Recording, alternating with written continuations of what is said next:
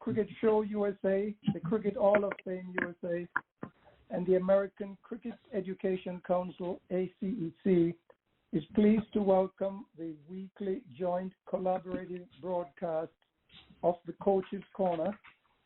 The objective of the Coach's Corner is to provide coaching, education, and expert views, information, oral and practical assistance, while helping to educate those seeking to understand and to become actively involved in the sport of cricket, nationally and internationally. The segment of the Coach's Corner will run from 6:15 p.m. to 7 p.m. Eastern time zone and will feature Jatin Patel, Cricket Hall of Famer and multi-sport coach, administrator, and director of the Cricket Hall of Fame. Good afternoon to you, Coach. Good evening, everyone. Good evening to you, Coach. Thank you. Okay, Coach, for tonight's topic, we will be looking at anxiety, and I will kick the program off with the first question. In many spheres of everyday life, Coach, it is very common to hear that an individual is experiencing anxiety. Coach, what exactly is anxiety? In the shortest and simplest way to say, it's nothing but a self-created fear. It's something you are worried about too much. It actually is not happen, not going to happen, or maybe not going to happen, but the way the thought process, you feel like it is going to happen. So it's like you are drawing your own picture in your thought process. It's like something did not work out your way, did not go well as per your expectation, or did not doing right the way you thinking about it. And those are things put you in a stressful situation that may lead you to disappointed, right, rejected, and sometimes it can drag into a depression, right? So anxiety is a kind of self-creative. It does not have something direct involvement, but the way your mind thinks, that is what this anxiety develops, keeps continue torturing you, and because of that, you lose your confidence because you are not expected to your expectations. So those are the things, is nothing but a fear which does not exist, I can say. Okay, thank you, Coach. Athletes and cricket players are not exempt from anxiety. Why is that? In fact, nowadays, where the sports are going and especially growing, we can see more anxiety in sports players or even cricketers, right? The major concern is always when some player do not get opportunity, do not get their expected chance, or even they're doing right, they are concerned about others. And when others move forward or go ahead, and you don't get chance to do that. So those are the biggest points right now in today's world, where the player gets disappointed. They feel like I lost the opportunity, I missed the chance.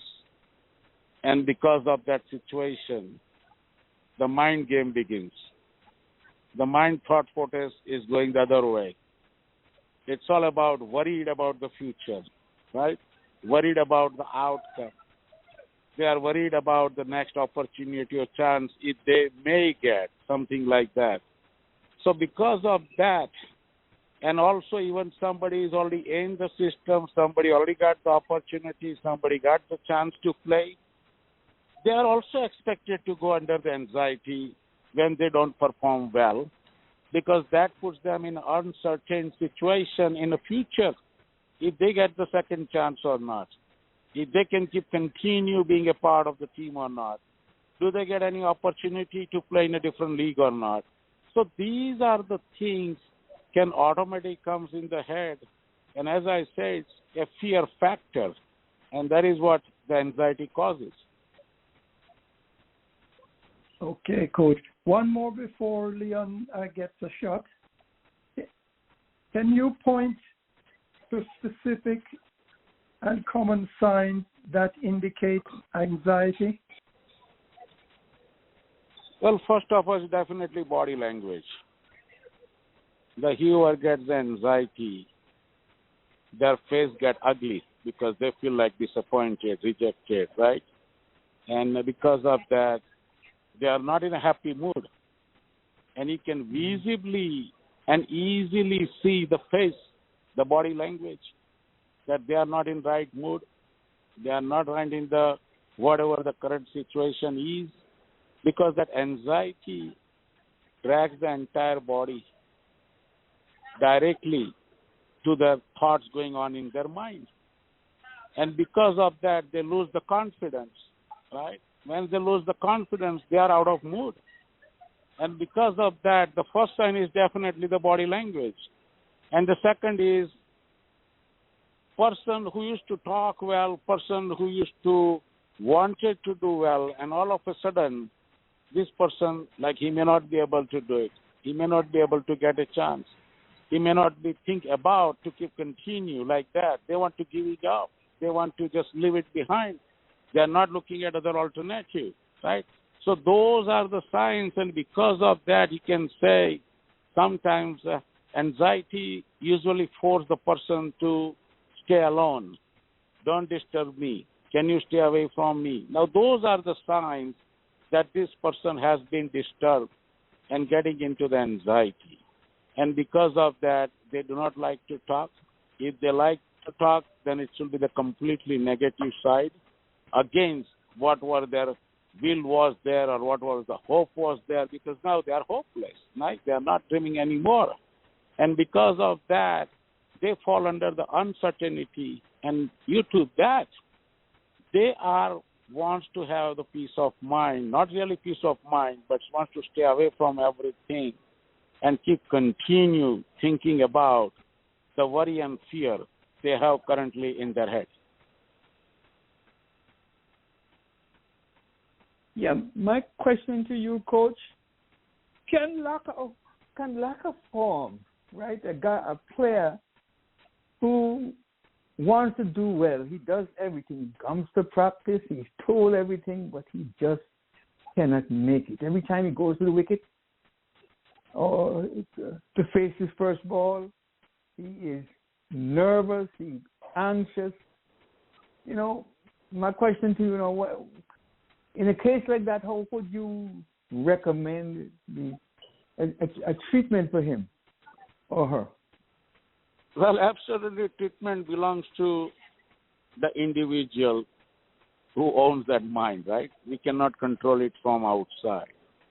But the one thing is widely, most commonly, and we more often see that even a good player who are performing well on consistent basis get some downtime, right? Time is not with them, luck is not with them, and they try to put some underperformance. When that happens, they got under the pressure, we call it, which is nothing but the anxiety, because now they are concerned about their lost form. They want to get back to what was they were doing, right, performance-wise, in terms of numbers, right? And when they are getting failures, what is dragging them? Even they have the second opportunity, like you said, when they go to the batting again, that's a batsman, as an example. When they go out there, the two most important factors of the anxiety still trying to kill this person psychologically. And that is what the anxiety coming from the mind. Those are nothing but a fear of failure and worry of the outcome. What it means, let's say, somebody's played very nice about 10 good games and we're scoring, let's say, average of 35. All of a sudden, the same person got 3 or 4 games really worse, single-digit score, and got out quickly. So as soon as there is going this next game, the two things is coming in the head more often than we think about it. Is number one, what happens if I get out early, right?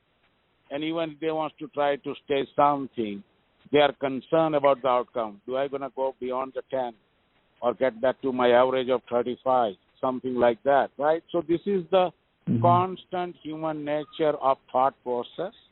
And when you are dragged into anxiety, there is absolutely nothing much outside forces or people can do something for you because you are under your own control.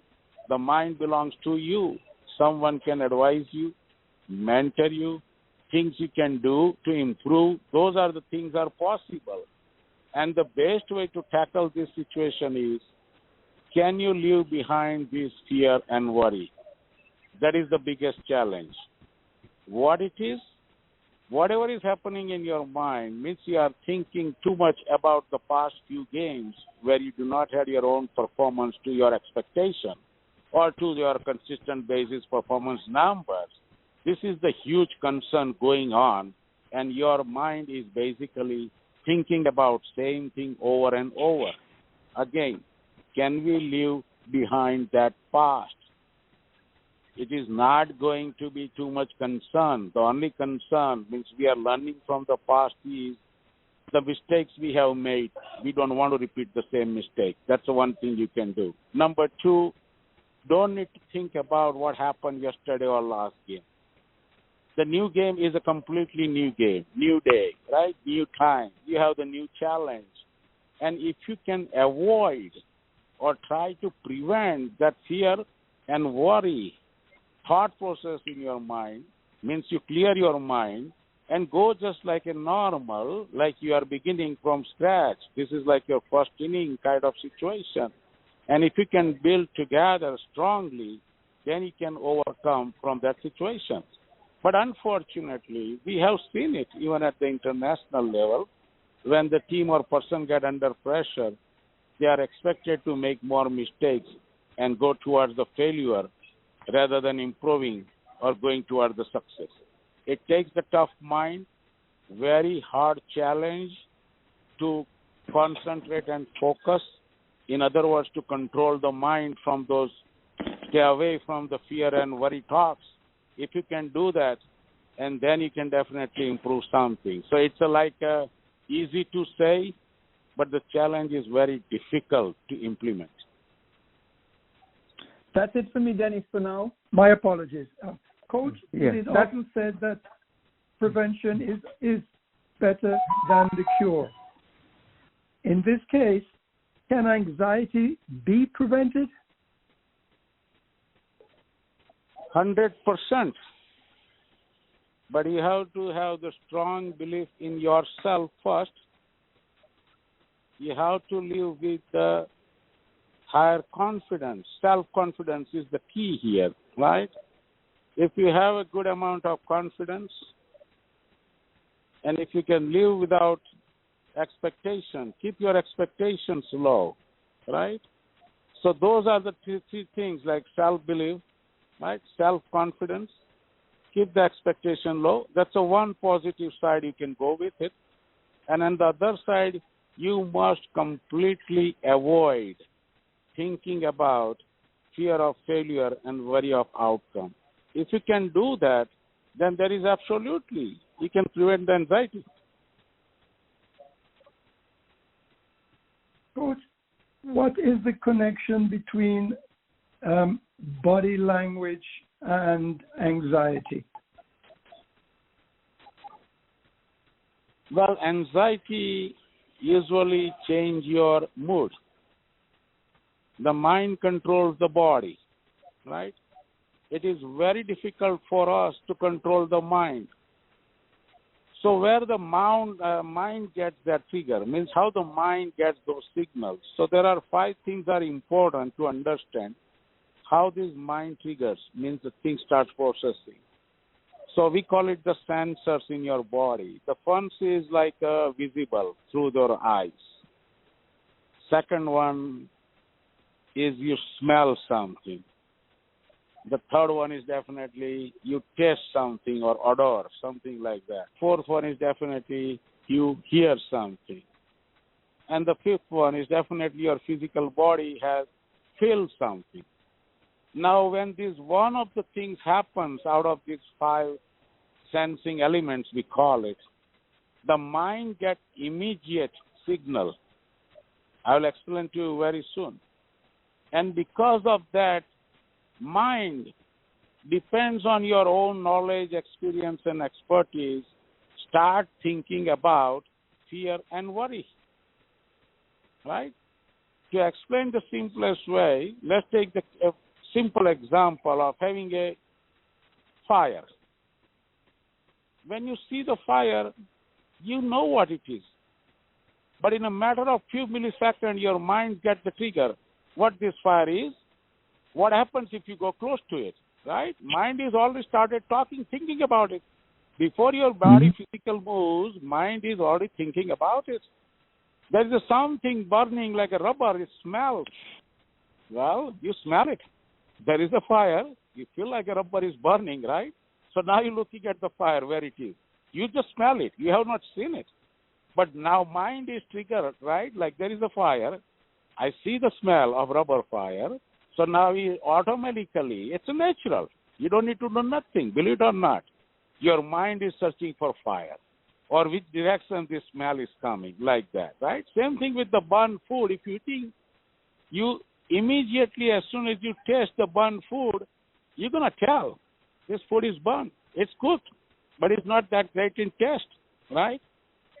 Somebody, if you're walking on the street and someone say, don't go there, there is a fire. Now you have not seen it. Now you have not smelled it. You have not tasted it.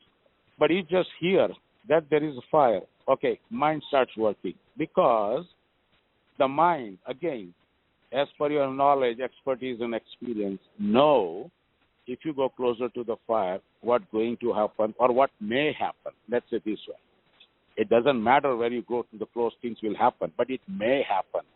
But mind is more concerned. Mind is thinking about the fear to go now closer and worried about it.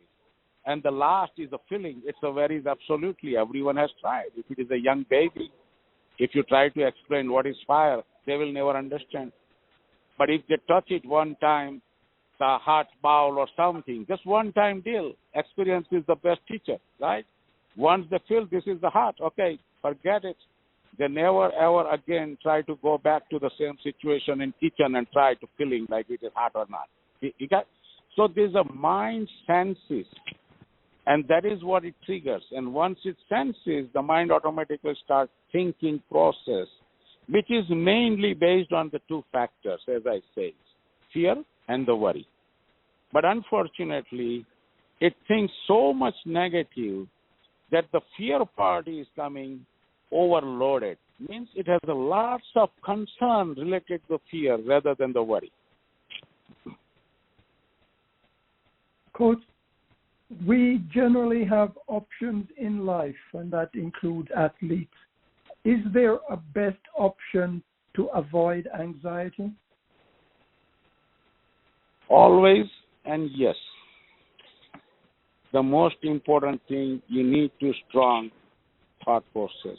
If you can control your own mind, the thinking, then this can be challenged. And that's the beauty of the good players or good human beings.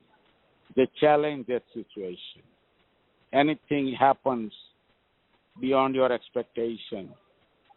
And rather than disappointed or rejected and thinking too much about the failure and worry about the outcome of future opportunities or chances, we need to start thinking about alternatives. What else you can do so to have the second opportunity or chance? If you feel like your career is on the edge, you may not going to continue with this, whatever you're doing in your life, then start thinking about the alternatives. What else you can do so you can keep moving forward, right? The life is all about what? You can be happy if you stick with the simple formula. Do whatever you love to do and like to do. And if you keep the last expectation, the happiness is there. And that is what the good human being or good players keep continue doing. They are not worried about the failures. They are concerned about how to get back from the failure, right? I usually follow Nelson Mandela. It's not about failing and falling. It's always about rising after the fall. That is more important. But unfortunately, the weak-minded people do not thought that way. They are more concerned about lost opportunities, chances, and possibilities rather than looking for the alternatives. And that is what it causes anxiety. The good people will not do it. Like if I say, I have to give the example, if I have something going on, better my mind thinks about crazy things for next 15 minutes, I better switch my mood. So how I change the mood? It's a simple. Instead of going through the angerness or going to be like a frustrated person, why don't I do something totally different than what's going on in my head? Start listening to music, dancing, swimming, go out, enjoy something. Change the mood, change the mind thought process. If you can do it, absolutely. Anxiety has no place to kill you. Right. Thank you, Coach. I pause to see if there are any questions from anyone else out there. Any questions, Leon? Nobody? Yes, I have another one if there is no other question. Let me see if Virgil is on firstly. Okay. Virgil, are you there with us? Yes, okay, yes, I'm here. Good afternoon. Good afternoon to each and every one of you, and good afternoon to all listeners. Yes, I'm on. Okay, good. Thank you. Dennis and Jatin, now some coach will use the strong will method to help a cricketer who is anxious. He has a lot of anxiety. Do you prefer this strong will method? The method where say you're going to be dropped if you don't do well. You're going to be dropped, or you use the other way, the motivating way to get him back on stream or online. Which is preferable? That is always the situation, right? Whatever the moment we have, whether it's a player or normal life today, we better enjoy this moment instead of concern about too much about what is going to happen next, right? We have to face challenges, and that is what it comes to strong will. What strong will does, it locks your mindset. The fixed mindset means you want to do certain things only. I'm not concerned about anything else, right? And because of that strong will, you are trying to stay away from all distractions, disappointments, all concerns, critics. But because of the strong will, you are looking for the next opportunity or chance and do well, right? In a simplest way, I can say the best thing to understand this strong will situation, which is directly related in coaching, we call it on and off focus, right? So I can give you one simple example, especially when we playing T10 or T20. The scores are important, right? And every ball can make a difference in the game. So what happens here, when you are under pressures going towards the end of the game, there's always huge pressure because you have to compete yourself. So the first thing to win in that situation is you have to overcome over your own thought process. And that is what this strong will is, right? I can give you one example. Let's say you have 6 balls left. You need 19 runs. You have 3 wickets left. The non-striker is not a good hand. You can expect hit 3 sixes. But you can. So what happens? You look at the scoreboard. You analyze everything for the moment. You are all ready to go for the 6th ball now, right? But then the best thing is to think about that first ball coming to you, not about how this 6th ball will go and how many things we do or how many 6 we do. It's not important. What is coming next to you is the next single ball. So what you have to focus on a good will is the next ball I'm going to do my best. What the options are? Simple. First, I don't want to throw the wicket. And at the same time, I want to score the maximum. That's all. Now, once you put that kind of strong will for that first ball, and whatever happens has nothing to do with it. Now, between the ball 1 and 2, you got another break, which is we call now you are off, focus off, right? Now you look back scorecard, analyze the situation. There is a new formula now. You started 6 ball, 19 runs to score, 3 wickets left. Now the formula has been changed. In terms number of balls remain, right? Number of wickets remain. And now you again turn on your focus for the ball 2. Means 1 ball at a time. And that is what these good players are does. Whether they are bowling, batting, fielding, they go 1 ball at a time and they go with the strong will. Always not to lose, not to giving up. Because every good player believes game is not over until it's over, and we must fight till the game is over. That's a strong will. Yep. Okay. Back to Denise. Coach, is one act or action that an individual or the mentor or a family member or even the coach can be used to avoid anxiety in a player?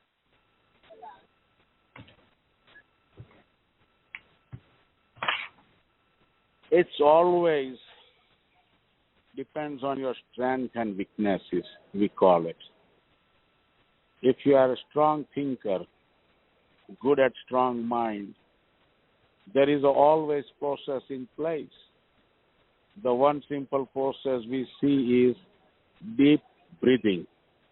When the things are not going right for you, deep breath can help you momentarily to heal that process, whether there you get into the anxiety or angerness or some sort of unusual things, we call it.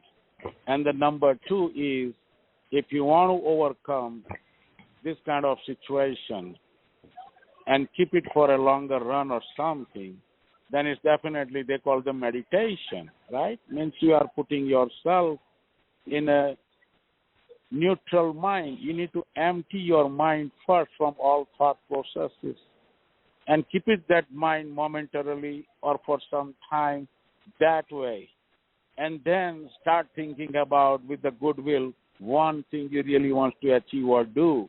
When you do that, then it's definitely, anxiety has no room for it. All right. Coach, what effect does mindset have on anxiety? That is the point now we are discussing. This is, I believe, the 7th or 8th episode we are talking on this mindfulness, how this mindfulness is directly related to game, or someone don't believe directly, then it's definitely indirectly impacting you, because all the things is happening because the thought process you have in the mind. And because of that, in the sports world, they call it mind games. Can you do the mind is like a gym for the sportsman, right? When you go to the gym, you have all kinds of exercises to obtain some sort of fitness for some part of your body, right? Weightlifting, stretching, this, that. There's a plenty of exercises to improve yourself. So the mind fitness part is another process where you can work on to avoid the distractions, to avoid the anxiety, right? To go with the more confidence, live with more desire and hungriness to perform well. So those are the things comes in a mindset. So anything happens, it's always belong to you within your own capacity, the way you think. Mind controls the body. Mind senses everything what the mind wants to do in thinking process. It senses from the body. We just explained. So now we need to find out how we can close those doors so mind doesn't sense those fear and worry, and think about something what really wants to achieve or do with the goodwill. Okay, Coach, thank you. I'll ask you to I understand that you're, waiting to catch a flight out of your present location. So I'll try not to keep you beyond the next question. Yeah, we have 10 more minutes. We are good. We have 10 more minutes before boarding starts. So.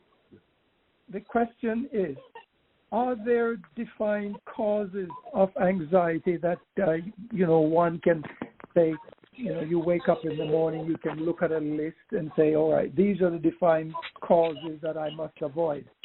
Can you sort of enumerate those for us?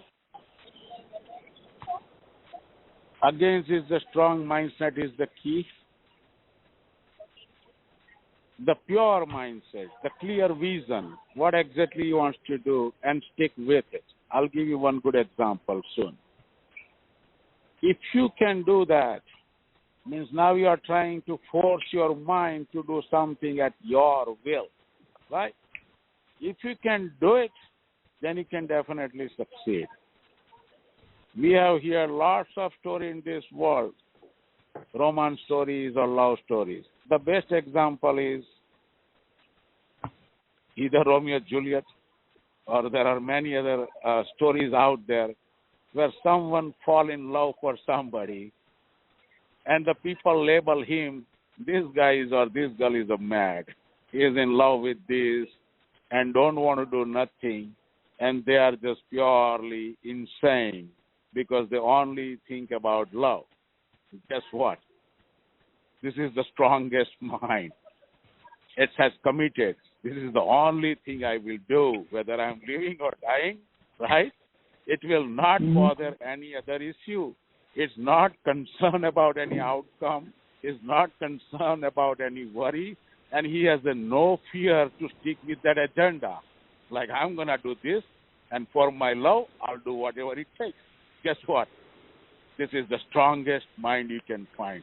Forget about anxiety. It cannot even touch it. Okay, Coach, thank you. Are there any questions from the panelists? We are being joined by Audley, I believe. I don't know if he is in a position. Yes, I'm here. I can sum up my last advice. Yes, This thank anxiety you, Coach. is automatic. Its anxiety is automatic. It's always self-created. It's a you. Environment, outside forces, situation, what we see, feel, smell, these are all there, always will be there. We cannot change those. But when something happens to you, rather than more concern about fear, means what's going to happen, which is not happening right now, why we should worry? And the second thing is, if I do something, I'm worried about the outcome. No, give it up. Instead of that, thinking other way, whatever the failure you has faced, whatever the disappointment you just got, or whatever the expectation you did not meet, look for the alternative. What else I can do different way to achieve my goal? And if you focus on that, and if you pay concentration to that direction, then anxiety will not overrun you, right? We have to stop this anxiety. Because what happens is, in today's world, I hear a lot, whether it's West Indies, India, or a lot of, especially in cricket world, there is just so many things happening. And in today's world, I would say young players are giving up easily this sport, right?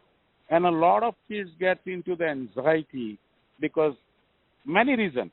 They did not get opportunity, did not get chance, they did not get selected. They did not get opportunity to bat. They could not bat long. There are millions of things can happen to you. But whatever is happened, it's happened. That's the past. We have to learn from that mistake, and we need to rise, not to repeat the same mistake. And we must improve ourselves to stay away from the failure. If you are committed to do that, and if you put the dedication and you have desire to do well, you can overcome anxiety. So anxiety is not the end of it. Only the weaker mind, I call it, the people who has a weaker thinking process, they are the ones talk about giving up.